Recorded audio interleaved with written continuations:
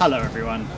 Bishop David and I are here at Church House, Westminster in the heart of London, the place from which so many of our own diocesan ministries are resourced and led.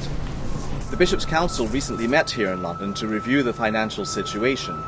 First of all, we had to look at the deficit that we were running in the diocesan finance, which was increasingly a worry to us all. And then we had to consider how we are going to be able to finance some vital new pieces of work that strengthen the life and the ministry of this diocese. So the Bishops' Council members together were able to frame, I think, what is a courageous and bold way forward that is actually going to help strengthen our common life. At the moment, the diocese is running a significant deficit. We're using fund reserves to balance the books. Also, the diocese is under-resourced and underpowered. Although we have quite high reserves, we really do have to use these reserves more responsibly.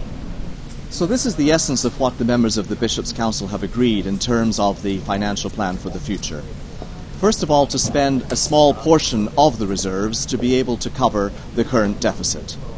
Secondly, to create a Mission Opportunities Fund, which will provide resources for our own congregations and chaplaincies to be able to fund projects at the local level. And thirdly, to resource 3 priority areas for ministry in the diocese as a whole.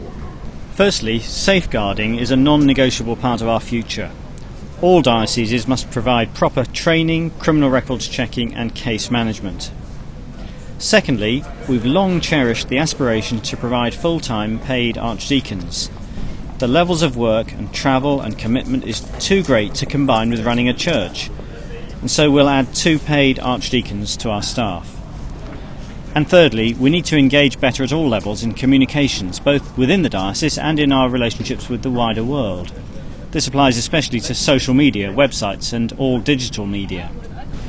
These 3 areas are crucial to providing a properly professional infrastructure to serve our chaplaincies.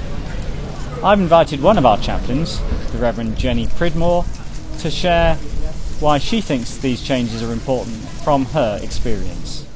St. Mary's Rotterdam is an historic church, over 300 years old, with quite a bit of history, and has a very good opportunity to revitalize itself to serve the new needs of a thriving port city in Western Europe. And I am hoping that we can continue to move forward with God's grace to serve our community better. I view safeguarding as a vital resource in my toolkit for mission.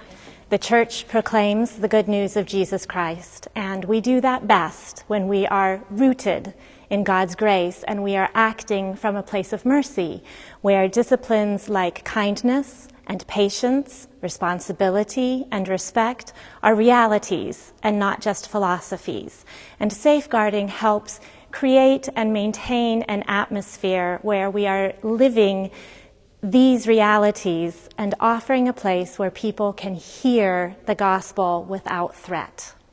I have been blessed to work with 3 archdeacons since my time here. John DeWitt and Murig were invaluable to me in my first parish in Maastricht. Their guidance through the process of applying for chaplaincy and writing our mission statement, making that initial budget, we just simply couldn't have done it without them. And now with Paul, who's always there, who understands the needs of the chaplains, has a listening ear for procedural and official matters, but also for pastoral and personal matters. Our chaplaincies contribute to central resources through what we call the Common Fund.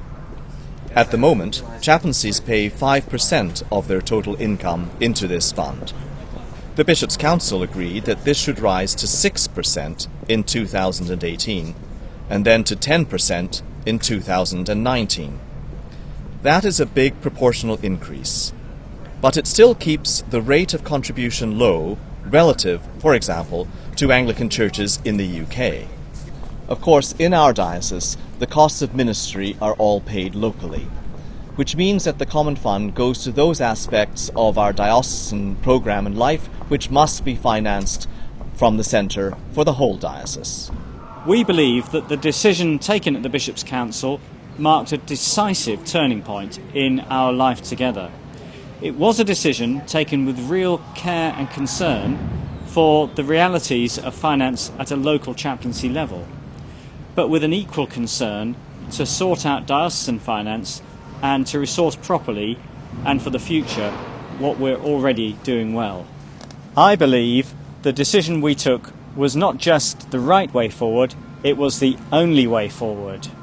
As I travel around our huge European diocese, I see loads of signs of hope and encouragement, and I'm firmly committed to making sure that we have the diocesan infrastructure that we need to support our chaplaincies in the wonderful work that you are doing.